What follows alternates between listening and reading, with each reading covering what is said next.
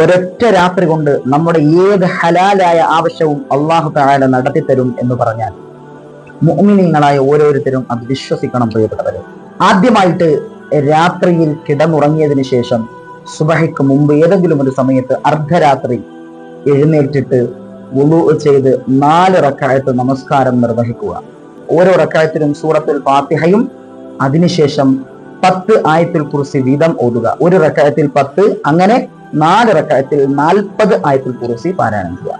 ഈ 40 ആയത്തുൽ കുർസി ഓതിയതിനു ശേഷം നമസ്കാരം പൂർത്തീകരിക്കുക. നമസ്കാരം സാധാരണ റുക്കൂ സുജൂദൊക്കെ ചെയ്ത് നമസ്കാരം പൂർത്തീകരിക്കണമല്ലോ.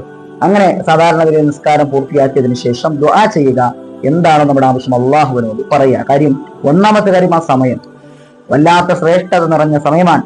അതുപോലെ തന്നെ രണ്ടാമത്തെ കാര്യം, ആയത്തുൽ കുർസിയാ പാരായണം ചെയ്തത് 40 ആയത്തുൽ കുർസി. അള്ളാഹു ഉറപ്പായും ആ സമയത്ത് നമ്മൾ എന്ത് ചോദിച്ചാലും തരുമെന്നുള്ളതാണ്.